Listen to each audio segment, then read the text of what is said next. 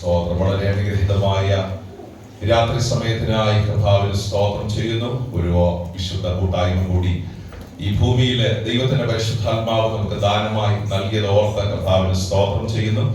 ഈ ശുശ്രൂഷയിൽ സംബന്ധിക്കുന്ന എല്ലാ ദൈവമക്കൾക്കും കർത്താവായ യേശു ക്രിസ്തുവിന്റെ നാമത്തിൽ സ്നേഹവന്ദനം അറിയിക്കുന്നു.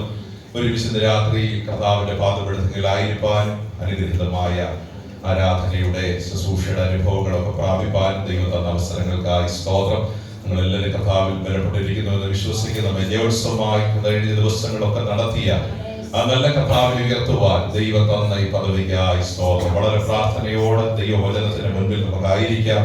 കർത്താവ് എല്ലാവരെയും അനുഗ്രഹിക്കട്ടെ. ഈ കൃപയാൽ സന്തോഷമായിരിക്കുന്നത് വിശ്വസിക്കുന്ന ഈ മരുഭൂമി യാത്രയിൽ കർത്താവിന്റെ സ്നേഹം അനുഭവിപ്പാൻ, ദൈവത്തിന്റെ കൃപ അനുഭവിപ്പാൻ വിളിക്കപ്പെട്ട ദൈവമക്കൾക്കായി സ്തോത്രം. ദൈവത്തിൽ ഇങ്ങനെ ഒരു വാക്കുണ്ട്, മരുഭൂമിയിൽ അവർ ദൈവത്തിന്റെ കൃപ കണ്ടെത്തി. ദൈവത്തിന്റെ സ്തോത്രം. പലപ്പോഴും ആ വാക്ക് നമ്മളോടും വളരെ അന്വർത്ഥമായ ഒരു വാക്കാണ്. മരുഭൂമിയിൽ ദൈവത്തിന്റെ കൃപ കണ്ടെത്തുക. അത് കിട്ടിയെന്നല്ല, അത് കണ്ടെത്തിയെന്നാണ്. ആ കൃപ അനുഭവിപ്പാൻ ഭാഗ്യം ലഭിച്ച ദൈവമക്കൾക്കായി ഞാൻ കർത്താവിനെ സ്തോത്രം ചെയ്യുന്നു. എല്ലാവരെയും കർത്താവ് അനുഗ്രഹിക്കട്ടെ. രൂത്തിന്റെ പുസ്തകം 1-ാം അധ്യായമാണ് ഇന്ന് രാത്രി ചിന്തയ്ക്കായി വായിച്ചത്. അതിന്റെ 6-ാം വാക്യം, വേഴ്സ് 6, 6-ാം വാക്യം ആരെങ്കിലും ഒരാൾ ശബ്ദമുയർത്തി വായിച്ച് സഹായിക്കുമല്ലോ. യഹോവ തന്റെ ജനത്തെ സന്ദർശിച്ച ആഹാരം കൊടുത്ത പ്രകാരം അവൾ മോവാബ് ദേശത്ത് വെച്ച് കേട്ടിട്ട് മോവാബ് ദേശം വിട്ട് മടങ്ങി പോകുവാൻ തന്റെ മരുമക്കളോട് കൂടെ പുറപ്പെട്ടു. വളരെ പ്രാർത്ഥനയോടെ ഇന്ന് രാത്രി കർത്താവിന്റെ ശബ്ദത്തിനായി ദൈവസന്നിധിയിൽ നമുക്ക് കാത്തിരിക്കാം. ഈ രൂത്തിന്റെ പുസ്തകത്തെ കുറിച്ചുള്ള ഒത്തിരി ആത്മീയ ചിന്തകൾ നമ്മുടെ മനസ്സിലുണ്ട്. ഇത് എഴുതപ്പെട്ടത് ശക്തമായ ആത്മീയ വരൾച്ച ഉണ്ടായിരുന്ന ഒരു കാലഘട്ടത്തിലാണ്. പ്രത്യേകിച്ച് ചരിത്ര ഭാഗങ്ങൾ നമ്മൾ പഠിക്കുമ്പോൾ പ്രാർത്ഥനയും ആരാധനയും ഒക്കെ വളരെ കുറഞ്ഞുപോയ, ദൈവാശ്രയം നഷ്ടപ്പെട്ടു പോയ ഒരു കാലഘട്ടത്തിൽ എഴുതപ്പെട്ട ഒരു അനുഗ്രഹിക്കപ്പെട്ട പുസ്തകമാണ് രൂത്തിന്റെ പുസ്തകം. ഇത് എഴുതിയത് പൊതുവെ ശമൂവേൽ പ്രവാചകനാണെന്ന് ഭൂരിപക്ഷം പണ്ഡിതന്മാരും അഭിപ്രായപ്പെടുന്നു. പ്രത്യേകിച്ച് യഹൂദ പാരമ്പര്യങ്ങളിൽ ഈ വേദഭാഗം എഴുതുവാൻ ദൈവദാസനെ ഉപയോഗിച്ചുവെന്ന് പൊതുവെ വിശ്വസിക്കപ്പെടും. ദൈവത്തിന്റെ സ്തോത്രം. വളരെ കുറച്ച് അധ്യായങ്ങൾ മാത്രമുള്ള, കുറച്ച് വാക്യങ്ങൾ മാത്രമുള്ള ഒരു പുസ്തകമാണെങ്കിലും ഒത്തിരി ആത്മീയ അർത്ഥങ്ങൾ ഈ പുസ്തകത്തിൽ നമുക്ക് കാണുവാൻ കഴിയും. നമ്മൾ വായിച്ച 6-ാം വാക്യത്തിൽ ഒരു പദം എന്റെ മനസ്സിൽ പരിശുദ്ധാത്മാവ് നൽകുവാനുണ്ട്. യഹോവ തന്റെ ജനത്തെ, അത് തുടങ്ങുന്നത് തന്നെയാണ്, യഹോവ തന്റെ ജനത്തെ എന്ത് ചെയ്തു? സന്ദർശിച്ചു. ആ പദം വളരെ ശ്രദ്ധേയമായ ഒരു പദമാണ്. നമുക്ക് അതൊന്ന് ചേർന്ന് പറയാം. യഹോവ തന്റെ ജനത്തെ ശബ്ദം ഉയർത്തി നമുക്ക് ഒരുമിച്ച് ഒന്ന് പറയുന്നത് നല്ലതാണ്. യഹോവ തന്റെ ജനത്തെ. ദൈവം നമുക്കെല്ലാം നല്ല സൗണ്ട് തന്നിട്ടുണ്ട്. ദൈവത്തിന് സ്തോത്രം. ആ ശബ്ദം കർത്താവിന് വേണ്ടി ഉപയോഗിക്കാനുള്ളത്. അതൊരു സങ്കീർത്തനം വായിക്കുമ്പോൾ മാത്രമല്ല, ഒരു വചനം ധ്യാനിക്കുമ്പോൾ മാത്രമല്ല, പാടുമ്പോൾ മാത്രമല്ല. ദൈവത്തിന് സ്തോത്രം. ആ ശബ്ദം ദൈവത്തിന് മഹത്വമായി തീരണം. നമ്മൾ ഈ വാക്യങ്ങളൊക്കെ പറയുന്നത്, നമ്മുടെ നാവ് കൊണ്ട് പറയുന്നത് നമുക്കൊരു ബലമാണ്. അപ്പോൾ ആ പദം എന്നെ സ്പർശിക്കുവാനുണ്ട്. യഹോവ തന്റെ ജനത്തെ, ആ പദം നടത്തിയെടുക്കുക. സന്ദർശിച്ചു എന്നൊരു പദം ബൈബിളിൽ പലതവണ രേഖപ്പെടും. പ്രത്യേകിച്ച് പഴയ നിയമത്തിൽ ഏറ്റവും അധികം തവണ എഴുതപ്പെട്ട വാക്കുകളിൽ ഒന്നാണ്. യഹോവ സാറായിയെ സന്ദർശിച്ചു. ദൈവം അബ്രഹാമിനെ സന്ദർശിച്ചു. ദൈവത്തിന് സ്തോത്രം. ഇങ്ങനെ ആ അബ്രഹാമിന്റെ കാലഘട്ടം തുടങ്ങി പഴയ നിയമ പ്രവാചകന്മാരുടെ ചരിത്രത്തിലൊക്കെ ദൈവം തന്റെ ജനത്തെ സന്ദർശിച്ചു എന്നൊരു പദം ആവർത്തിച്ച് എഴുതിയിട്ടുണ്ട്. വ്യക്തികളെ ദൈവം സന്ദർശിച്ചിട്ടുണ്ട്, സമൂഹങ്ങളെ ദൈവം സന്ദർശിച്ചിട്ടുണ്ട്, ദേശങ്ങളെ ദൈവം സന്ദർശിച്ചിട്ടുണ്ട്. ഒന്നുകൂടെ ഞാൻ പറയാം, സാഹചര്യങ്ങളെ ദൈവം സന്ദർശിച്ചിട്ടുണ്ട്. ദൈവത്തിന്റെ സ്തോത്രം. ആ വാക്കുകൾ ഒന്നുകൂടെ ശ്രദ്ധിച്ചേക്കണമേ. വ്യക്തികളെ ദൈവം സന്ദർശിച്ചിട്ടുണ്ട്, സമൂഹങ്ങളെ ദൈവം സന്ദർശിച്ചിട്ടുണ്ട്, ഒരു കൂട്ടം ജനത്തെ ദൈവം സന്ദർശിച്ചിട്ടുണ്ട്, 3 ദേശങ്ങളെ ദൈവം സന്ദർശിച്ചിട്ടുണ്ട്, 4 ദൈവത്തിന്റെ സ്തോത്രം സാഹചര്യങ്ങളെ ദൈവം സന്ദർശിച്ചിട്ടുണ്ട്. അപ്പം ആ പഠനങ്ങളിലൂടെ നമ്മൾ ഇന്ന് രാത്രി ഒരു അല്പ നിമിഷങ്ങൾ ദൈവവചന ചിന്ത മുന്നോട്ട് കൊണ്ടുപോകുമ്പോൾ ആ ദൈവിക സന്ദർശനം നമ്മിലും ഉണ്ടാകട്ടെ എന്ന് ഞാൻ ആത്മാർത്ഥമായി ദൈവസന്നിധിയിൽ പ്രാർത്ഥിക്കുകയാണ്. ദൈവത്തിന്റെ സ്തോത്രം. ഈ അബ്രഹാമിന്റെ ജീവിതത്തിലെ ഏറ്റവും വലിയൊരു സന്ദർശനം ചില ആഴ്ചകൾക്ക് മുൻപ് അത് നമ്മൾ ചിന്തിച്ചു പോയതാ. ഒരു ദിവസം വെയിൽ ഉറച്ചപ്പോൾ, ഒരുപക്ഷെ അന്ന് വന്ന ദൈവമക്കൾ അത് ഓർക്കുന്നുണ്ടായിരിക്കും, 3 പേർ അബ്രഹാമിന്റെ കൂടാരത്തിലേക്ക് കടന്നു വരികയാണ്. വെയിൽ ഉറച്ച സമയത്ത്, എന്റെ അഭിപ്രായത്തിൽ ഏകദേശം ഒരു നട്ടുച്ച സമയത്ത്, വെയില് ഉറച്ച സമയത്ത് അബ്രഹാമിന്റെ ഭവനത്തിലേക്ക് 3 പേർ എന്ത് ചെയ്യുന്നത്? കയറി വരുന്നത്. വളരെ ധനികനായിരുന്ന, ദൈവാശ്രയത്തിൽ ഉറച്ചു നിന്ന അബ്രഹാമിന്റെ ദൈവമനുഷ്യൻ ആ വ്യക്തികളെ 3 പേരെയും ഭവനത്തിൽ സന്ദർശിക്കുവാനിടയായി. ആ സന്ദർശിച്ച ദൈവദാസ ദൈവദാസന്മാരെ വളരെ മാന്യതയോടെ ആദരിച്ച് അവർക്ക് വേണ്ട വെള്ളം കൊടുത്ത് ആഹാരം കൊടുത്ത് ഒരു വ്യക്തികളെ എങ്ങനെ ബഹുമാനിക്കാമോ അതിന്റെ മാക്സിമം എന്ത് ചെയ്തു ബഹുമാനിക്കുവാനിടയായി തീർന്നു. ആ ഒരു വിസിറ്റിനെ വിളിച്ച പേരാണ് സന്ദർശനം എന്ന് പറയുന്നത്. സന്ദർശനം എന്ന് പറയുന്നത് അബ്രഹാം ഇത് ദൈവദൂതന്മാരെന്നോ ദൈവമെന്നോ അറിഞ്ഞല്ല അവരെ എത്തിയത്, സൽക്കരിച്ചത് എബ്രായ ലേഖനത്തിൽ നിന്ന് എടുത്തെഴുതുവാനിടയായി. അപ്പോൾ അറിയാതെയാണ് അവരെ സ്വീകരിച്ചത്. സന്ദർശിച്ചവരെ അബ്രഹാം എന്ത് ചെയ്തു? സ്വീകരിച്ചു. നിറഞ്ഞ മനസ്സോടെ എന്തൊക്കെ അവർക്ക് ചെയ്തു കൊടുക്കാം അതെല്ലാം ചെയ്യുവാനിടയായി തീർന്നു. അവർ വന്നത് ആഹാരം കഴിക്കാനല്ല, അവർ വന്നത് അബ്രഹാമിന്റെ ആദിത്യ മര്യാദ സ്വീകരിക്കാനല്ല, അതൊരു സന്ദർശനമായിരുന്നു. ദൈവത്തിന് സ്തോത്രം.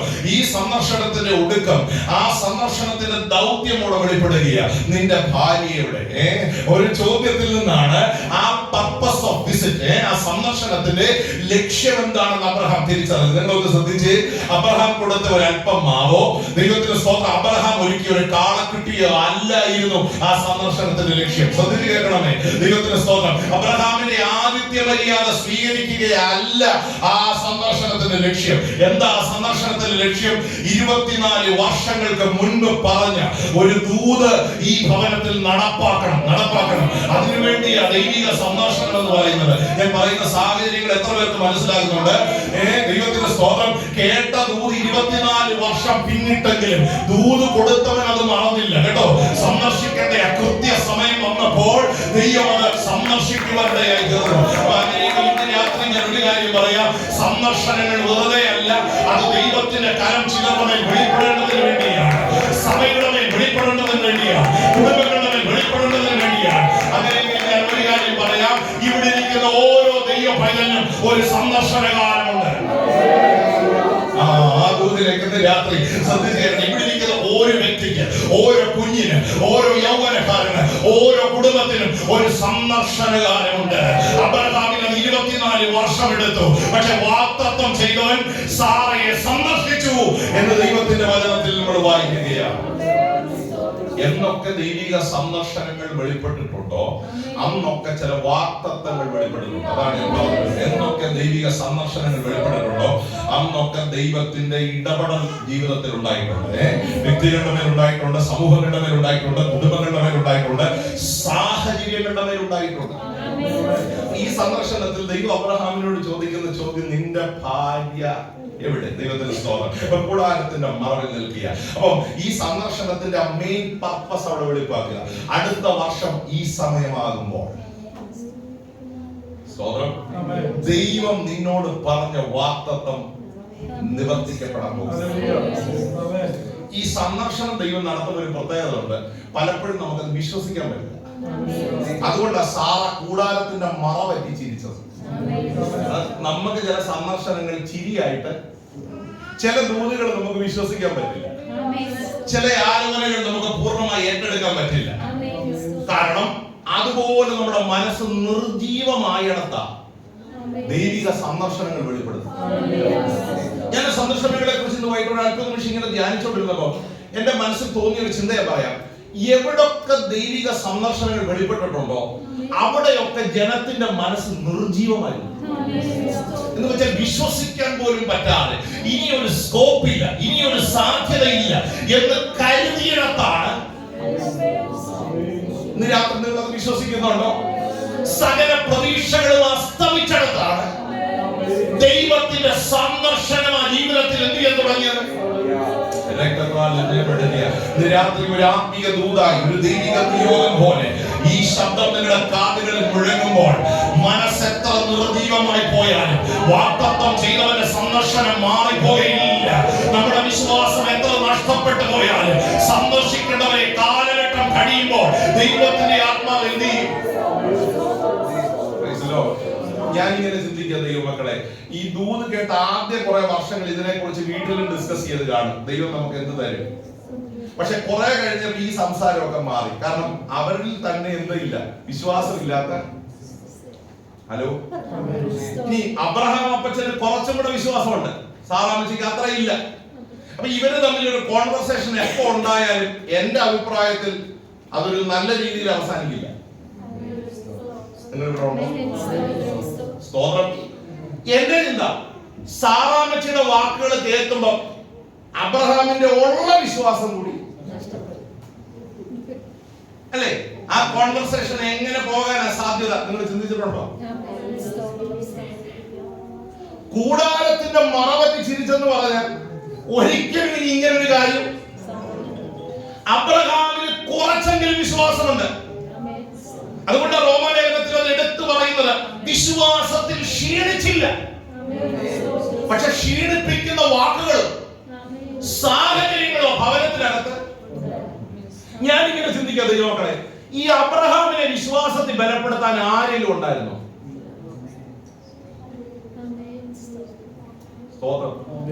നമുക്ക് ആരെങ്കിലും ഒക്കെ ഉണ്ടല്ലോ. ആരെങ്കിലും ഒക്കെ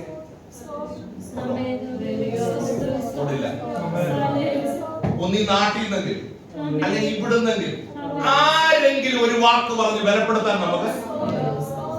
അബ്രഹാം നോക്കിയേ, മാറാതെ വരുന്ന പോലെ വെള്ളിയാഴ്ച യോഗം ഉണ്ടോ? ഇല്ല. മെസ്സേജ് ഉണ്ടോ? ആരാധനയുണ്ടോ? ഹലോ, ചൊവ്വാഴ്ച കോട്ടയം മീറ്റിംഗ് ഉണ്ടോ? സഹോദരിമാരുടെ മീറ്റിംഗ് ഉണ്ടോ? നിങ്ങൾ ഇവിടെ ഇല്ല.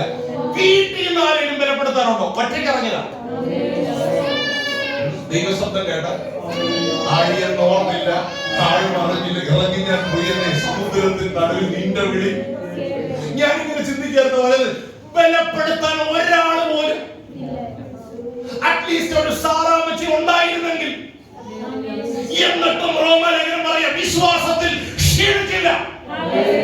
അതെന്തോ വിശ്വാസം.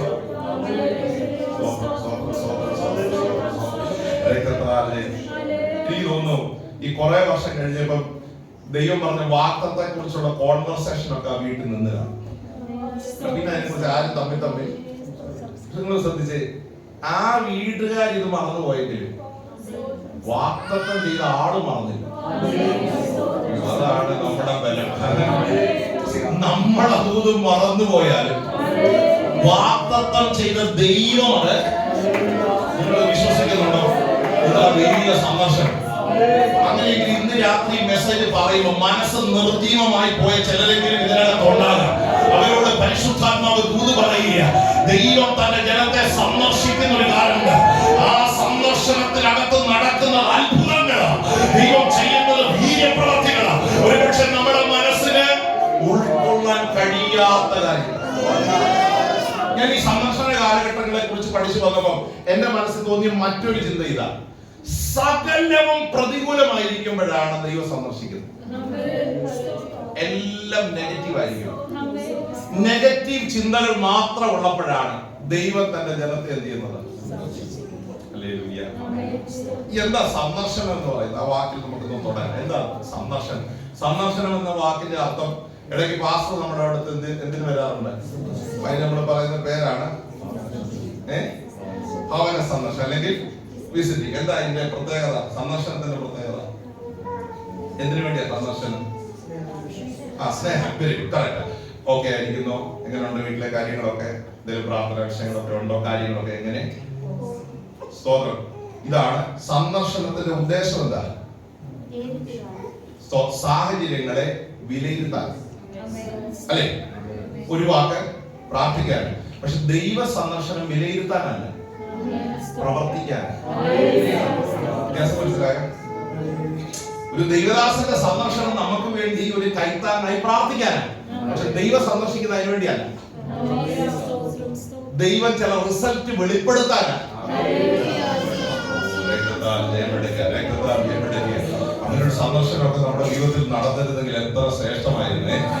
നമ്മുടെ ചിന്തകളെ മാറ്റാൻ, നമ്മുടെ കാഴ്ചപ്പാടുകളെ മാറ്റാൻ, നമ്മുടെ ആലോചനകളെ മാറ്റാൻ, നമ്മുടെ ജീവിത രീതികളെ മാറ്റാൻ, നമ്മുടെ പദ്ധതികളെ മാറ്റാനൊക്കെ ദൈവിക സന്ദർശനം പലപ്പോഴും നമ്മുടെ ജീവിതത്തിൽ. അപ്പം ആ സന്ദർശനം എന്ന വാക്കിനൊരു അർത്ഥം മനസ്സിലായി. അപ്പം ആ വാക്കിലേക്ക് ഇന്ന് രാത്രി നമ്മളൊന്ന് കേൾക്കാം. യഹോവ തന്റെ ജനത്തെ സന്ദർശിച്ചു. അപ്പം ഈ രൂത്ത് എന്ന സഹോദരി, ദൈവത്തിന് സ്തോത്രം, അല്ലെങ്കിൽ നവോമി എന്നൊരു സഹോദരി ഈ യെരൂശലേമിൽ നിന്ന് മോവാബിലേക്ക് പോകാനുള്ള കാരണം, ന്യായാധിപന്മാരുടെ കാലത്ത് പോകാനുള്ള കാര്യം, കഠിനമായ ഒരു ക്ഷാമം ആ ദേശത്ത് ഉണ്ടായി. അപ്പം യെരൂശലേമിൽ എന്തുണ്ടാകും? ക്ഷാമമുണ്ടാകും. മാറാനാഥയിൽ എന്തുണ്ടാകും? സ്തോത്രം. പേരിന്റെ അർത്ഥം കർത്താവ് വരുന്നൊക്കെയാണ്. അത് കേൾക്കുമ്പോൾ നമുക്ക് എന്തുണ്ട്? ആവേശമുണ്ട്. പക്ഷേ ഇവിടെയും എന്തുണ്ടാകും? പറയുന്നില്ല. എല്ലായിടത്തും എന്തുണ്ട്? ക്ഷാമമുണ്ട്. ദൈവത്തിന് സ്തോത്രം. ഈ ക്ഷാമത്തിന്റെ ഏറ്റവും വലിയ പ്രത്യേകത ഈ രണ്ടറ്റം കൂട്ടിമുട്ടിക്കാൻ നമ്മുടെ വളരെ ബുദ്ധിമുട്ടുന്ന ഒരു സമയമായിരിക്കും. ആ സമയത്ത് ജോലി കാണാം. ഹലോ, സ്തോത്രം. കൃത്യമായി പ്രാർത്ഥനയും കാണും. ഹലോ, പ്രഭയാൻ പിക്നിക്കും കാണും. പക്ഷേ എന്തുണ്ടാകും? ക്ഷാമം. ഈ ക്ഷാമം എന്നൊരു പദത്തിന്റെ അർത്ഥം ഒരു നെടുവീർപ്പ്, മനസ്സിനകത്തുണ്ടാകുന്ന ഒരു നെടുവീർപ്പാണ് എന്ത്. ഞാൻ നിങ്ങളോട് ചോദിക്കട്ടെ, ഇവിടെ വന്ന് ചിരിക്കുന്നെങ്കിലും ചില ഹൃദയങ്ങളിലൊക്കെ പുറത്തു പറയാൻ കഴിയാത്ത ചില നെടുവീർപ്പുകളിൽ ആ ക്ഷാമം എന്ന് പറയും. ഹൃദയത്തിന്റെ ഒരു വേദന.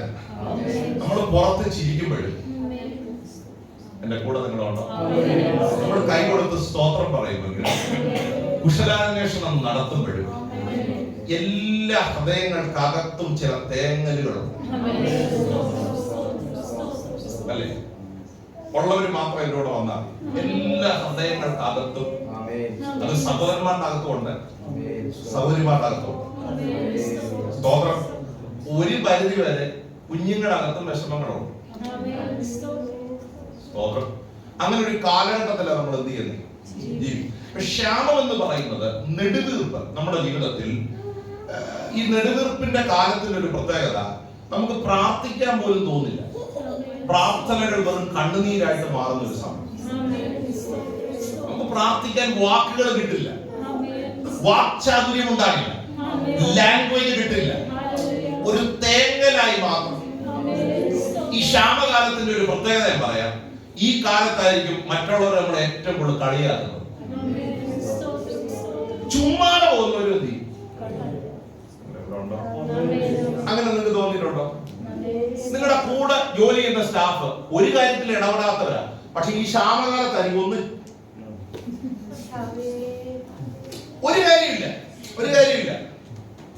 നമുക്ക് ഏറ്റവും കൂടുതൽ ആ നെടുവീർപ്പുള്ള സമയത്താണ് ഏറ്റവും കൂടുതൽ ഞരക്കം നമ്മൾ അനുഭവിക്കും, നിന്ന നമ്മൾ അനുഭവിക്കും, ചോദ്യചിഹ്നങ്ങൾ നമ്മൾ എന്ത് ചെയ്യുന്നു?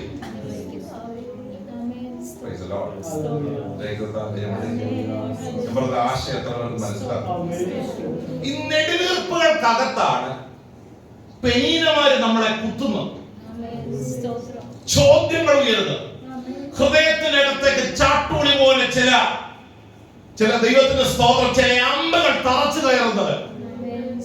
ദൈവത്തിന്റെ സ്തോത്രം. ഈ ക്ഷാമകാലത്തിന്റെ ഏറ്റവും വലിയ പ്രത്യേകത ആത്മീയ സന്തോഷവും ഏറ്റവും കുറയുന്ന ഒരു കാലം. ഈ നവോമി എന്നൊരു സഹോദരി അല്ലെങ്കിൽ ആ കുടുംബം യെരൂശലേമിൽ ഒരു ക്ഷാമകാലം വന്നപ്പോൾ ഒരിക്കലും അവർ പോകാൻ പാടില്ലാത്ത ഒരു സ്ഥലത്തേക്ക് പോയി. അതാണ് രൂത്തിന്റെ ചരിത്രം. മോവാബ് ദേശത്തേക്ക് അവർ എന്ത് ചെയ്യുക? ഏദോം അല്ലെങ്കിൽ മോവാബ് എന്നൊക്കെ പറയുന്ന ദേശങ്ങളെ കുറിച്ച് നിങ്ങൾ കേട്ടിട്ടുണ്ടാകും. ഇസ്രായേലിന് ചുറ്റുമുള്ള പ്രദേശങ്ങളാണ്. അതൊരു ശാപം കിട്ടിയ ഭൂമിയാണ്. കാരണം ഈ മോവാബ്യരോ അമോന്യരെ കുറിച്ച് വചനം പറയുന്നത് അവരുടെ 10 തലമുറ പോലും യഹോവയുടെ ആലയത്തിൽ കയറാൻ പാടില്ല. ശാപം കിട്ടിയ ഒരു ദേശമാണ്. ഒരിക്കലും ഒരു ദൈവവേദനയിൽ പ്രതിസന്ധി ഉണ്ടാകുമ്പോൾ യെരൂശലേം വിട്ട് ആരും എന്ത് ചെയ്യത്തില്ല? മോവാബ് പോകത്തില്ല. പണ്ട് നമ്മുടെ നാട്ടിൽ ഒരു ചൊല്ലുണ്ട്, ആന എത്ര മെലിഞ്ഞാലും ബാക്കി പറഞ്ഞു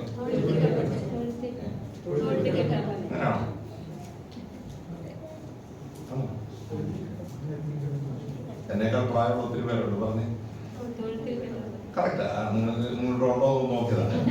ആന എത്ര മെലിഞ്ഞാലും, കാരണം ആനയ്ക്ക് ഒരു പവറുണ്ട് അല്ലേ? അതിനൊരു ആകൃതിയുണ്ട്. ഇതുപോലെ ദൈവമക്കളെ എത്ര ക്ഷാമം വന്നാലും എവിടെ വിട്ടുപോകാൻ പാടില്ല? ദൈവസന്നിധി വിട്ട്. ഈ ദൈവസന്നിധി വിട്ട് ഒളിച്ചോടിയ ഒരാളാണ് യോന എന്ന് പറയുന്നത്. അങ്ങനെ എഴുതിയിരിക്കുന്നത് യഹോവയുടെ സന്നിധി വിട്ടോടി. വാക്യം വായിക്കുമ്പോൾ ആ പദം എഴുതിയിരിക്കുന്നത് ദൈവത്തിന്റെ സന്നിധി വിട്ട്. ഈ യോന ആരായിരുന്നു നമുക്കറിയാം, ഒരു പ്രവാചകൻ. യോന ആരായിരുന്നു? പ്രവാചകൻ. അപ്പൊ ഈ വീട്ടിനകത്ത് എന്തുണ്ട്? ഇടയ്ക്കിടയ്ക്ക് ദൈവശബ്ദമുണ്ട്. ഇത് കേൾക്കാതിരിക്കാൻ എങ്ങോട്ട് ഓടിയേ? ഹലോ, നിനവയ്ക്ക് പോകേണ്ടയാള് ബൈബിൾ നമുക്കറിയാം തർശീശിലേക്ക് ടിക്കറ്റ് എടുത്ത് ആ കപ്പലിൽ കയറി ആ ദേശത്തേക്ക് എന്ത് ചെയ്യുക? ഈ നിലവേ തർശീഷ് എന്ന് പറയുമ്പോൾ നമുക്ക് പെട്ടെന്ന് മനസ്സിലായില്ലെങ്കിലും അതിന് ജോഗ്രഫി പഠിച്ചാൽ ഈ നിലവേ എന്ന് പറയുന്ന ഒരു നോർത്ത് സ്ഥലമാണ്, വടക്കേ അറ്റത്താണ്. ഈ തർശീഷ് തെക്കേ അറ്റത്താണ്. എന്ന് വെച്ചാൽ ഒരിക്കലും ഇവിടെ എത്തലെന്നുള്ള പരിപാടിയിലാണ് ആര് പോയത്. പക്ഷേ ആ കപ്പലിന്റെ അടിത്തട്ടിലും യോനയെ തേടി ദൈവം വന്നു. സ്തോത്രം. ഞാൻ ഇങ്ങനെ ചിന്തിക്കുക, വചനമൊക്കെ വായിച്ചപ്പോൾ എനിക്ക് തോന്നിയിട്ടുള്ള ഒരു കാര്യം, ഈ ശക്തമായ കാറ്റടിച്ചിട്ടും യോന കപ്പലിന്റെ അടിത്തട്ടിൽ കിടന്ന് ഉറങ്ങിയെന്നാ ബൈബിളിൽ എഴുതിയിരിക്കുന്നത് അല്ലേ? എല്ലാരും വിളിച്ചുണർത്തി പറഞ്ഞു, ഓരോരുത്തരും തന്നെ ദൈവത്തോട് നിലവിളിക്കുക, നീയും നിലവിളിക്കുക. ഈ കാറ്റിന്റെ സ്പീഡും ആ ചുഴറ്റി അടിക്കുന്ന വിധവും ഒക്കെ കണ്ടപ്പോൾ മനസ്സിലായി ഇത് ആരിൽ നിന്ന് വരുന്നതാണ്. എനിക്ക് യോനയോട് ബഹുമാനം തോന്നാനുള്ള ഒരു കാര്യം കണ്ടപ്പോഴേ മനസ്സിലായി ഇത് എനിക്കുള്ള പണിയാണ്. ഞാൻ ആ വാക്ക് ഉപയോഗിക്കുന്നില്ല. ഇത് എനിക്കുള്ള ഹലോ. പക്ഷെ പലപ്പോഴും നമുക്കത് തിരിച്ചറിയാൻ പറ്റില്ല. അവിടെയാണ് നമ്മുടെ ആത്മീയ ജീവിതത്തിന്റെ പരാതി. ഇത് എനിക്ക് വേണ്ടി ഉള്ളതാണെന്ന് ബോധ്യപ്പെടാൻ ഒരല്പം ഹലോ ദൈവത്തിന് സ്തോത്രം എന്ന തിരിച്ചറിവുണ്ടാകുന്നു. അന്ന് വരെയും ഈ കാറ്റ് എന്ത് ചെയ്തുകൊണ്ടിരിക്കും. അപ്പം നേരത്തെ നിർത്തണോ അതുപോലെ അല്പം ഡിലേ ചെയ്യണോ?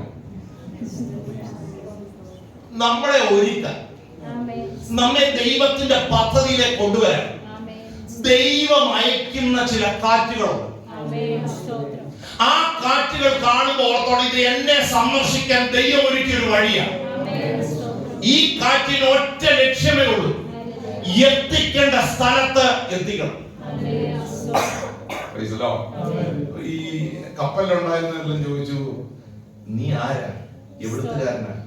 ഉള്ള കാര്യം തോന്നുന്നു, ഞാൻ എബ്രായനാ, ഞാൻ കടലിനെയും കരയും ഉണ്ടാക്കിയ ജീവനുള്ള ദൈവത്തെ. എന്തോ സാക്ഷ്യം അതറിയും, ജീവനുള്ള ദൈവത്തെ. അപ്പൊ ചോദിച്ചു, നീ എന്തിനാ ഇങ്ങനൊക്കെ ചെയ്തേ? സ്തോത്രം, രക്ഷപ്പെടാൻ വേണ്ടി ചെയ്തതാ. അപ്പൊ ചോദിച്ചു, ഈ കാറ്റ് അടങ്ങാൻ എന്തോ ചെയ്യണം? അതിന്റെ ആൻസർ അദ്ദേഹത്തിന് അറിയാം. എന്നെ എടുത്ത് ശ്രദ്ധിച്ച് ആ മറുപടി പലപ്പോഴും സ്ട്രെയിഞ്ച് ആയി അല്ലെങ്കിൽ വളരെ വ്യത്യസ്തമായി രസകരമായി തോന്നുന്നു. കാരണം എന്നെ എടുത്ത് എവിടെ കളയണം? ഞാൻ ഇതിന്ന് പുറത്തു പോകാതെ ഈ കപ്പലിൽ നിന്നുണ്ടാകില്ല. ഈ കാറ്റ് എനിക്ക് വേണ്ടിയുള്ളതാ. പക്ഷെ ദൈവത്തിന്റെ കരുതൽ എന്ന് പറയുന്നത് ഈ വെള്ളത്തിൽ പോയെങ്കിലും യോന പ്രതീക്ഷിക്കാത്തൊരു കരുതലാണ് ദൈവം ഉണ്ടായിരുന്നത്. ഒരു മത്സ്യത്തെ ദൈവം കൽപ്പിച്ച, എന്തിനാണെന്നറിയാമോ? എത്തേണ്ട സ്ഥലത്ത് എത്തിക്കാൻ. അത് ദൈവത്തിന്റെ ഒരു പദ്ധതിയാണ്. ഞാൻ പറഞ്ഞു മനസ്സിലാകുന്നുണ്ടോ? ഈ ദൈവ സാന്നിധ്യം എന്ന് പറയുന്നത്, ദൈവിക നടത്തിപ്പ് എന്ന് പറയുന്നത് എന്റെ അഭിപ്രായത്തിൽ വളരെ ശ്രേഷ്ഠകരമായ ഒരു കാര്യമാണ്. നമുക്ക് പലപ്പോഴും അത് ഏൽപ്പിച്ചു കൊടുക്കാൻ കഴിയത്തില്ല. നമ്മൾ പാടിയ പാട്ടതാ, ഒരു കുശവൻ കളിമണ്ണ് മെനയുന്നത് പോലെ എന്നെ മെനഞ്ഞെടുത്ത് എന്നെ കുറിച്ചുള്ള ദൈവത്തിന്റെ പദ്ധതി എന്താണെന്ന് തിരിച്ചറിയുന്നിടത്താണ് ഒരു ദൈവ പൈതലിന്റെ. ഞാനിവിടെ ഒരു ശുശ്രൂഷകനായി ഇരിക്കുമ്പോൾ എന്റെ മനസ്സിൽ ഈ സഭയെ കുറിച്ചൊരു കാഴ്ചപ്പാടുണ്ട്, അല്ലേ? ഉണ്ട്. പക്ഷെ ആ കാഴ്ചപ്പാടിൽ മുന്നോട്ട് പോയാൽ ഞാൻ ഒരിക്കലും വിജയിക്കില്ല. ഞാൻ വിജയിക്കുന്നത് ഈ സഭയെ കുറിച്ചുള്ള ദൈവത്തിന്റെ പദ്ധതി എന്താണെന്ന് ഞാൻ തിരിച്ചറിയുമ്പോഴാണ്. എനിക്കൊരു പ്ലാൻ ഉണ്ടെന്ന് വെച്ചോ, എനിക്കൊരു പർപ്പസ് ഉണ്ട്, അതിൻ പ്രകാരം സഭയെ നടത്താൻ എനിക്ക് കഴിയും.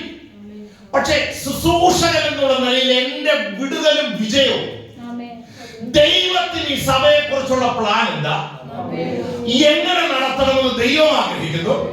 ഈ സഭയിൽ ഏതൊക്കെ തലത്തിൽ ആത്മീക ശുശ്രൂഷ വെളിപ്പെടണമെന്ന് ദൈവം ആഗ്രഹിക്കുന്നു. ആ ലെവലിൽ ഈ സഭയെ ദൈവം കൊണ്ടുപോകണമെന്ന് വിട്ടുകൊടുക്കുന്നതാണ് ശുശ്രൂഷകൻ എന്നുള്ള നിലയിൽ എന്റെ വിജയം. ആ നിലയിൽ നിങ്ങളോട് പറയട്ടെ, നമ്മുടെ ജീവിതത്തെ പൂർണ്ണമായി ദൈവത്തിന് വിട്ടുകൊടുക്കുന്നതാ നമ്മുടെ ഈ വിജയം.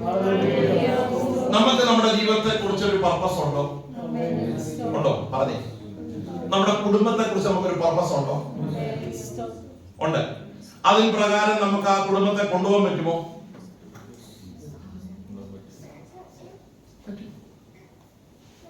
നമ്മുടെ പർപ്പസ് അനുസരിച്ച്. പിള്ളേരെ ഇടയ്ക്ക് വരട്ടുമ്പോ നമ്മൾ പറയാറില്ല, ഞാൻ പറയുന്ന പോലെ ചെയ്തില്ലെങ്കിൽ എന്ന് വെച്ചാൽ നമുക്ക് കൊണ്ടുപോകാനുള്ള, ഹലോ, ഒന്ന് നമുക്ക് അതിനുള്ള ജോലിയുണ്ട്, രണ്ട് നമുക്ക് അതിനുള്ള സാമ്പത്തികമുണ്ട്, നമുക്ക് അതിനുള്ള റിസോഴ്സുകളുണ്ട്. എല്ലാവരും ഇവിടെ ഉണ്ടോ? നമ്മുടെ ഒരു കാഴ്ചപ്പാടനുസരിച്ച് പല കാര്യങ്ങളും നമുക്ക് എന്ത് ചെയ്യാൻ പറ്റും? ഇപ്പൊ ഒരു വണ്ടി മേടിക്കുക, നമ്മുടെ മനസ്സിൽ ഒത്തിരി ഇഷ്ടങ്ങൾ. എന്തെങ്കിലും ചോദിച്ചിട്ടുണ്ടോ, ദൈവമേ ഏത് വണ്ടിയാ ഞാൻ മേടിക്കേണ്ടെന്ന് എനിക്കൊന്ന് കാണിച്ചു തരണമെന്ന്? ഉണ്ടോ? ഇല്ല. ഉണ്ടോ? അന്തരീക്ഷം കൂടെ സന്തോഷത്തോടെ വന്ന ദൈവമാണ്. കുറച്ചുകൂടെ മുന്നോട്ട് പോണ്ടേ? സ്തോത്രം. ഞാൻ പ്രാർത്ഥിച്ചിട്ടുണ്ട്.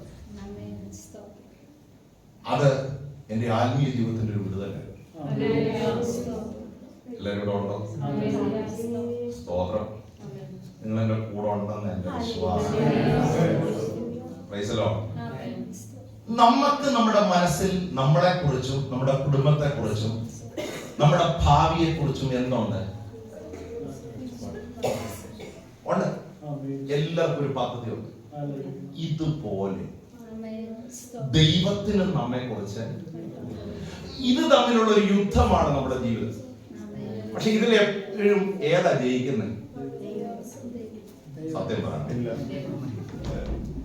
ഏതാ പലപ്പോഴും ജയിക്കുന്നത്? ഞാൻ ഓർക്കുന്നു, ചില വർഷങ്ങൾക്ക് മുൻപ് ഒരു പ്രവാചകനായൊരു ദൈവദാസൻ, അപ്പൊ ഞാനൊന്ന് ശുശ്രൂഷ വന്നിട്ടില്ല, കൊച്ചു പയ്യന. അപ്പൊ ഞാൻ ഇങ്ങനെ കൂടെ പോകും. ഇപ്പൊ സഭയിൽ വന്നപ്പോ ഇങ്ങനെ കൂടെ വീടുകളൊക്കെ പ്രാർത്ഥിക്കാൻ പോകുമ്പോൾ കൂടെ പോകും. ഒരു വീട്ടിൽ ചെന്നപ്പം ഒരമ്മാമ പ്രാർത്ഥിക്കാൻ പിടിച്ചിരുത്തി, നിർബന്ധിച്ച് സമയം ഇല്ലാഞ്ഞിട്ട് വന്ന് രാത്രി സമയം ഉണ്ടാക്കി ചെന്നിരിക്കുക. അപ്പം ഈ അമ്മാമ്മയുടെ ആഗ്രഹം കുഞ്ഞിന്റെ ഒരു വിഷയത്തിന് വേണ്ടി, മോടെ ഒരു വിഷയത്തിന് വേണ്ടി, കല്യാണ വിഷയത്തിന് വേണ്ടി എന്ത് ചെയ്യണം? പ്രാർത്ഥിക്കണം. പ്രാർത്ഥിച്ചൊരു ദൂത് എന്ത് ചെയ്യണം? പറയണം. അപ്പൊ ഇങ്ങനെ ആ ദൈവദാസനെ കൊണ്ടുവന്നിരിക്കുക. ശക്തമായി വെട്ടി തുറന്ന് ഈ പച്ചത്തിലെയും കത്രിയേം പോലെ, പണ്ട് നമ്മൾ പറയുന്ന പോലെ ദൂത് പറയുന്ന ഒരാളാണ്. അപ്പം ഇങ്ങനെ പ്രാർത്ഥിച്ചുകൊണ്ടിരുന്ന് ആ ദൈവദാസൻ പ്രാർത്ഥിച്ചു. മോടെ കല്യാണത്തെ കുറിച്ച്, നടക്കേണ്ട സമയത്തെ കുറിച്ച് ഇങ്ങനെ പ്രാർത്ഥിച്ചു. പക്ഷെ പ്രാർത്ഥിച്ചിട്ടൊന്നും ഈ ദൈവദാസൻ ഒരാലോചന എന്ത് ചെയ്തില്ല, പറഞ്ഞില്ല. 2-3 തവണ പ്രാർത്ഥിച്ച അമ്മാമ്മയെ ഭയങ്കര നിരാശമായി പോയി. കാരണം പ്രാർത്ഥിച്ചിട്ടും എന്ത് വരുന്നില്ല? ദൂത് വരുന്നില്ല. ഒരു പരിധിക്ക് ചായയൊക്കെ തന്ന് ഞങ്ങൾ എന്ത് ചെയ്തു? വിട്ടു. അപ്പം വിട്ടിങ്ങനെ പോകാൻ നേരത്തെ എനിക്ക് തോന്നുന്നു 12-13 വയസ്സ് കാണും. ഇച്ചിരി എന്താ പറഞ്ഞേ, നമുക്കറിയാമല്ലോ ക്യൂരിയോസിറ്റി ഉള്ള ഒരു പ്രായം. ഞാൻ ചോദിച്ച അപ്പച്ച സത്യം പറ, ദൈവം ഒന്നും പറഞ്ഞില്ലേ? അപ്പച്ചൻ പറഞ്ഞു, മോനെ ദൈവം പറഞ്ഞു, 8 വർഷം കഴിഞ്ഞ് ഇത് നടക്കും. പക്ഷെ ഇത് പറഞ്ഞാൽ ചായ പോലും തന്നെ, മര്യാദക്കൊരു കാപ്പി പോലും അവര്. ഹലോ, അമ്മാമ്മയ്ക്ക് കേൾക്കേണ്ടത് ഈ ആഴ്ച നടക്കുമോ? അന്ന് ഞാൻ മനസ്സിലാക്കി ആത്മീയ സത്യമുള്ളത്. ഇതിനേക്കാൾ ബുദ്ധി എന്നോട് പറഞ്ഞു, മോൻ നാളെ ശുശ്രൂഷനാകുമ്പോൾ ഓർത്തോണം, വളരെ വിവേകത്തോടെ ചില കാര്യങ്ങള്, ഒന്നിനും പെടാതെ ഒന്നിൽ തൊടാതെ ഞാൻ സംസാരിക്കുന്നുണ്ടെങ്കിൽ ഓർത്തോണം. അന്ന് അപ്പച്ചൻ പറഞ്ഞു നിങ്ങളിവിടെ ഉണ്ടോ? കാരണം അമ്മാമ്മയ്ക്ക് അറിയേണ്ട ഒറ്റ, അത് ഞാൻ കുറ്റം പറയല്ല, അതൊരു മാതാവിന്റെ വേദനയാണ്, ഞാനത് അക്സെപ്റ്റ് ചെയ്തു. പക്ഷെ അമ്മാമ്മയ്ക്ക് അറിയേണ്ടത് ഈ ആഴ്ച നടക്കുമോ, അടുത്ത ആഴ്ച നടക്കുമോ. പക്ഷെ ദൂത് 8 വർഷം കഴിഞ്ഞ്, ഹലോ, ഇത് പറഞ്ഞാലുള്ള കോൺഫ്ലിക്റ്റ് എന്തോ നിങ്ങൾക്ക് മനസ്സിലാകുന്നുണ്ടോ? നമ്മളവിടെ വന്ന് ഇങ്ങനെ ഒരു ദൂത് പറഞ്ഞാൽ എങ്ങനെ? എനിക്ക് അന്ന് തോന്നിയ ഒരു കാര്യം പറയാം, ഈ പ്രവാചകന്മാരെ ഇങ്ങനെ ആക്കിയതിൽ നമുക്കൊരു റോളുണ്ട്. ഉണ്ടോ? അത് സമ്മതിക്കത്തില്ല. നമ്മൾ ഈ കള്ളപ്രവചനമാണ്, പ്രവചനം ശരിയല്ലെന്നൊക്കെ പറയുമ്പോ ഇങ്ങനെ പ്രവാചകന്മാരെ ആക്കിയതിൽ നമുക്കും എന്തുണ്ട്? കൂടെ വരത്തില്ല. ഉണ്ടോ? കാരണം നമ്മൾ കേൾക്കാൻ ആഗ്രഹിക്കുന്ന ചിലതുണ്ട്. ചിലപ്പോ ദൈവത്തിന്റെ ദൂത് അതായിരിക്കണമെന്നില്ല. ഇത് രണ്ടുമില്ല കോൺഫ്രണ്ട് കോൺഫ്രണ്ടേഷനകത്ത് ആരാ ജയിക്കുന്നത്? നമ്മുടെ ഹിതമാണോ? നമ്മുടെ ആഗ്രഹങ്ങളാണോ? അതോ ദൈവത്തിന്റെ പദ്ധതിയാണ്?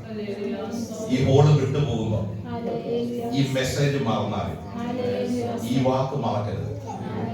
നിങ്ങളെ കുറിച്ച് ദൈവത്തിനൊരു സ്വപ്നമുണ്ട്. നിങ്ങളുടെ കുഞ്ഞുങ്ങളെ കുറിച്ച് ദൈവത്തിനൊരു സ്വപ്നമുണ്ട്. ഒരു കണ്ണ് കണ്ടിട്ടില്ല, ഒരു ചെവി കേട്ടിട്ടില്ല, ആരുടെയും ഹൃദയത്തിൽ അത് തോന്നിയിട്ടില്ല.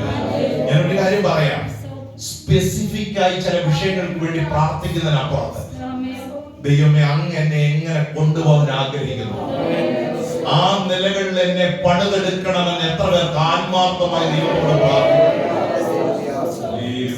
ദൈവത്തിന്റെ ടൈം അല്പം ലേറ്റ് ആയിട്ട് വന്നാൽ ദൈവത്തിന്റെ പദ്ധതി എന്നും ശ്രേഷ്ഠമാണ്. അപ്പൊ ആ ടൈമിന് വേണ്ടി വെയിറ്റ് ചെയ്യാൻ കഴിയില്ല എന്ന് വന്നതുകൊണ്ടാണ് നവോമിക്ക് എങ്ങോട്ട് പോട്ടെ വന്നത്. ഒരിക്കലും ഒരു ദൈവം യെരൂശലേം വിട്ട് പോകാൻ പാടില്ല. കാരണം ആലയമുള്ള സ്ഥലമാണ്, ദൈവത്തിന്റെ തേജസ്സുള്ള സ്ഥലമാണ്. നിങ്ങളൊന്ന് ശ്രദ്ധിച്ച് കേൾക്കണം. ശലോമോന്റെ ആലയമല്ല, അന്ന് അതിനു മുൻപ് തിരുനിവാസം വസിക്കുന്ന ശ്രേഷ്ഠമായ ഒരു ദൈവ സാന്നിധ്യം ഇറങ്ങി നിൽക്കുന്ന ദൈവത്തിന്റെ പെട്ടകമുള്ള ഒരു ആരാധന സ്ഥലമുണ്ട്. ശീലോയിൽ അങ്ങനെ ഒരു ആരാധന ഉണ്ടായിരുന്നില്ലേ? അതുകൊണ്ട് തന്നെ അവർ ആരാധിക്കാൻ ശീലോയിലേക്ക്, എന്റെ കൂടെ നിങ്ങളുണ്ടോ?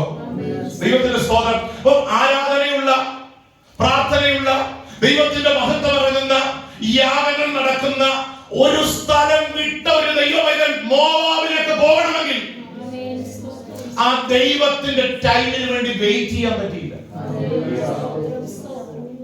സ്തോത്രം. ഇല്ലെങ്കിൽ മനസ്സ് സമ്മതിച്ചില്ല.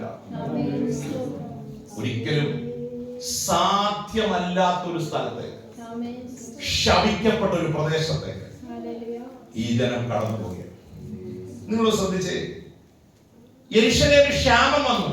മോവാബിൽ അന്ന് എന്തുണ്ട്? അപ്പം ഉണ്ട്. ക്ഷാമം ഇല്ലാത്തതുകൊണ്ടല്ലേ അങ്ങോട്ട് പോയേ. പക്ഷെ ഇതൊക്കെ താൽക്കാലികമായി.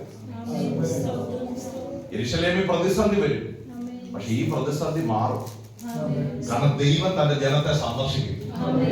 ഒരു വർഷം കൂടെ വിട്ടു പോകാൻ തുടങ്ങിയ രാത്രി ചിലരോട് ദൈവാത്മാവിയെ പറയാം, ക്ഷീണിച്ചു പോകരുത്, ഈ കാലം കഴിയും, ഈ പ്രതിസന്ധികൾ തീരും, ദൈവം തന്റെ ജനത്തെ സന്ദർശിക്കും. പക്ഷെ ദൈവം നമുക്ക് ഒരുക്കുന്ന വാഗ്ദത്തങ്ങൾ നഷ്ടപ്പെട്ടു പോകാതിരിക്കാൻ ഇന്ന് രാത്രി അവന്റെ ബലമുള്ള കൈകീഴിൽ സമർപ്പിച്ച് പറഞ്ഞേ, താഴെയിരിക്കാൻ ഞാൻ റെഡിയാ, വെയിറ്റ് ചെയ്യാൻ ഞാൻ റെഡിയാ, ദൈവത്തിന്റെ ആ സമയത്തിന് വേണ്ടി കാത്തിരിക്കാൻ ഞാൻ റെഡിയാ.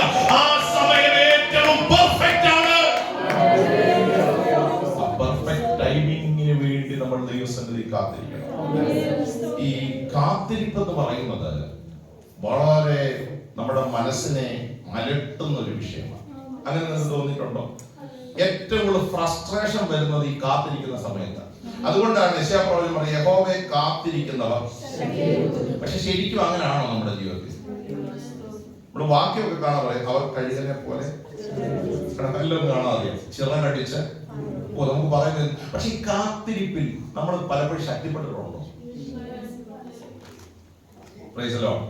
ഈ ചിലരുടെ കാത്തിരിപ്പ് വളരെ കൂടുതലായിരിക്കും, ചിലർക്ക് വളരെ പെട്ടെന്ന് അഭിഷേകം ചെയ്യും, ചിലരുടെ കാത്തിരിപ്പ് എന്ത് ചെയ്യും? അത് ഒരല്പം കൂടും, സമയങ്ങൾ ദൈവം വർദ്ധിപ്പിക്കും. പക്ഷേ നിങ്ങൾ ശ്രദ്ധിച്ചോണം, ഈ കാത്തിരിപ്പുകളെല്ലാം ദൈവം ഒരുക്കുന്നത് അതൊരു ദൈവിക പദ്ധതിയിലേക്ക് നമ്മെ നയിക്കാൻ. ഈ കാത്തിരിപ്പുകൾക്കകത്ത് നമ്മുടെ മേൽ പകരാൻ ദൈവം ആഗ്രഹിക്കുന്ന ഒരു ശക്തിയുണ്ട്, ഒരു കൃപയുണ്ട്, ഒരു ബലമുണ്ട്. ഈ കാത്തിരിപ്പിന്റെ പിന്നിൽ നമ്മൾ ആരാകണമെന്ന് ദൈവം ആഗ്രഹിക്കുന്നത്. യെശയ്യാവ് പറയുക, ഒരു കഴുകനെ പോലെ ചിറകടിച്ച് പറന്നു വീഴുവാനുള്ള ഒരു ഗ്ലോറിയാണ്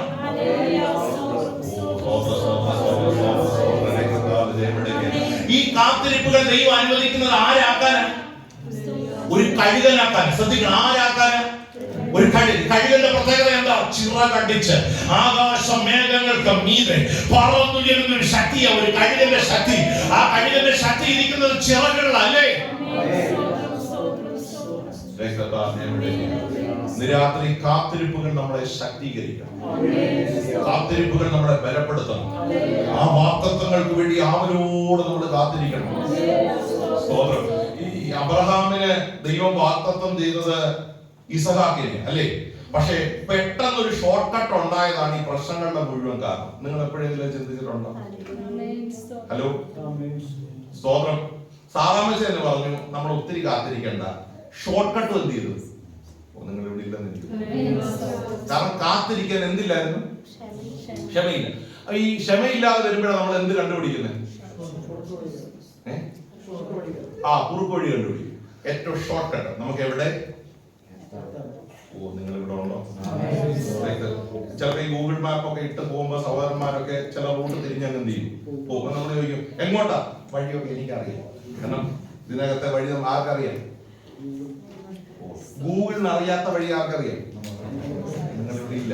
നമ്മൾ വഴിയൊക്കെ നന്നായി, നിങ്ങളെ നെഗറ്റീവായിട്ട് പറഞ്ഞതല്ല, ഈ വഴിയൊക്കെ നമുക്ക് നന്നായിട്ട്.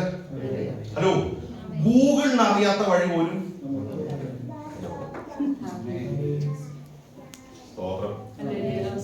ഈ ഗൂഗിളിന് അറിയാത്ത വഴി പോകുന്നതിൽ തെറ്റില്ല, വഴി അറിയുന്നതല്ല. പക്ഷേ ആത്മീയ ജീവിതത്തിൽ മുന്നോട്ട് പോകുമ്പോൾ ഷോർട്ട് കട്ട് അറിയാതിരിക്കുന്നതാ. കാരണം ദൈവസാന്നിധ്യം ഒരിക്കലും വഴിയിൽ ഉണ്ടാകില്ല. ദൈവം വരച്ചിരിക്കുന്ന. ഹലോ, അപ്പൊ ചിലപ്പോ നമുക്ക് തോന്നും ഈ വഴി പോയ 5 കിലോമീറ്റർ കൂടുമല്ലോ, കൂടും. പക്ഷെ ആ വഴിയിലെ സാന്നിധ്യമുള്ളൂ.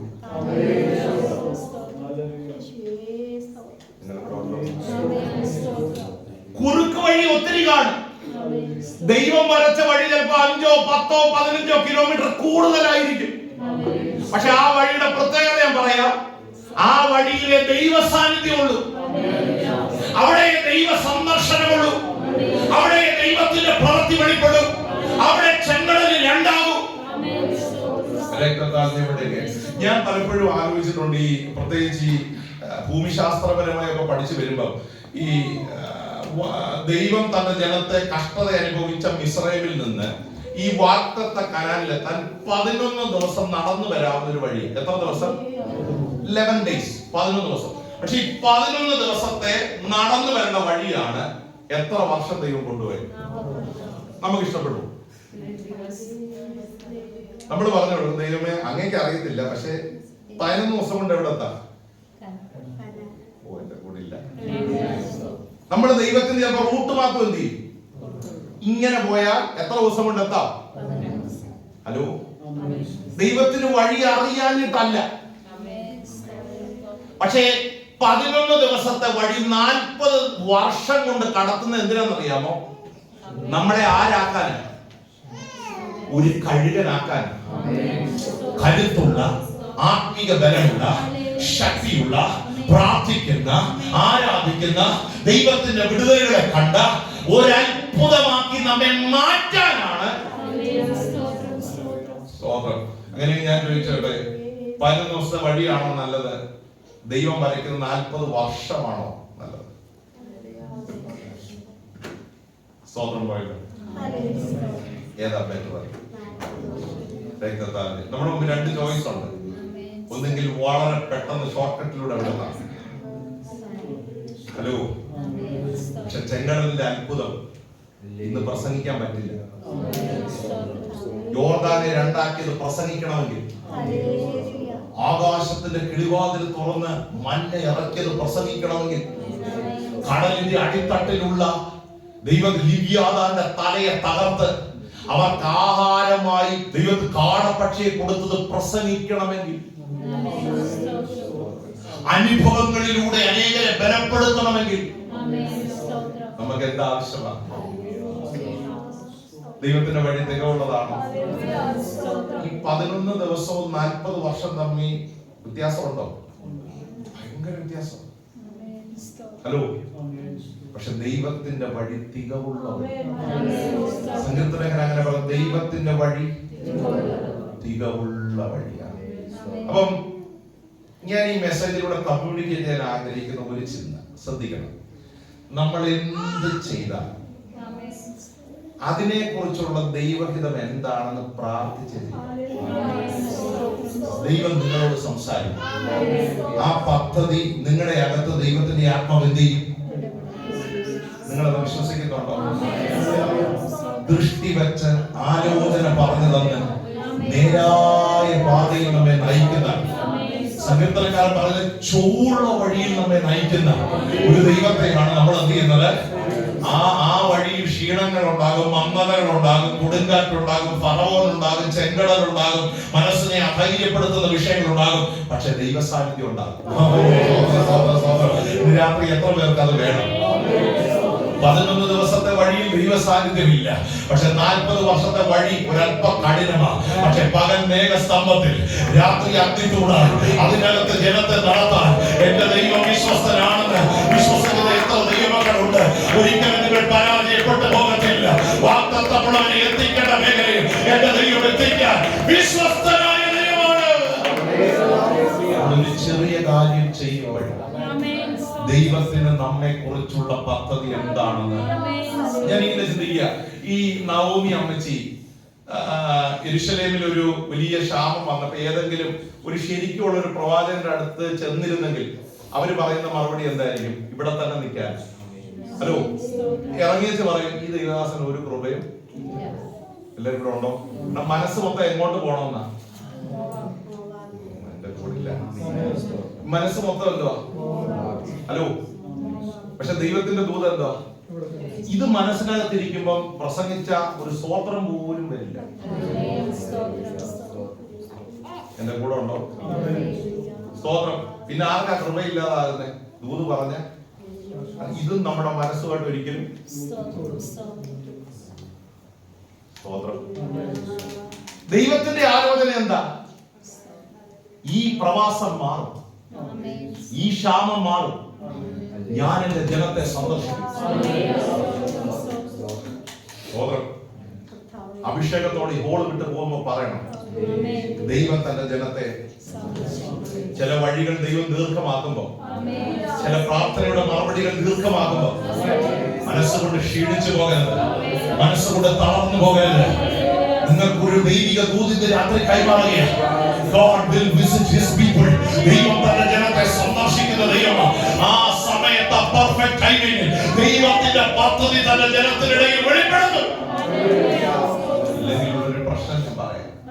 മോവാബിൽ പോയി, പക്ഷെ ഈ 1-ാം അധ്യായം വായിച്ചപ്പോൾ നിങ്ങൾ ശ്രദ്ധിച്ചു കാണും, നഷ്ടങ്ങളുടെ വലിയൊരു കണക്ക് ആ കുടുംബത്തിൽ ഉണ്ടാകുവാൻ. പക്ഷെ എനിക്ക് തോന്നിയ ഒരു ചിന്ത കൂടി എനിക്ക് സന്തോഷകരമായി നിങ്ങളോട് പങ്കുവെക്കാനുണ്ട്. ഈ നവോമിയുടെ ദൈവം ആരാന്ന് ആ കുടുംബത്തിന് വേണ്ടതുപോലെ മനസ്സിലായില്ലേ? രൂത്ത് എന്ന സഹോദരിക്ക് മനസ്സിലായി. അതുകൊണ്ടാണ് നിന്റെ ദൈവം, നീ പോകുന്നിടത്ത് ഞാൻ വരും, മരണത്താൽ അല്ലാതെ ഒരു വേർപാട്. നിങ്ങൾ ഈ രൂത്തിനോട് ചോദിച്ചേ, നിങ്ങളുടെ ദൈവം ഈ കഴിഞ്ഞ കുറച്ച് നാളായിട്ട് ചെയ്ത കാര്യം എന്തൊക്കെയാണ്? ഹലോ, എന്തെങ്കിലും നന്മ നിങ്ങളുടെ ജീവിതത്തിൽ ചെയ്തോ? നഷ്ടങ്ങളുടെ കണക്കല്ലേ ഉള്ളൂ.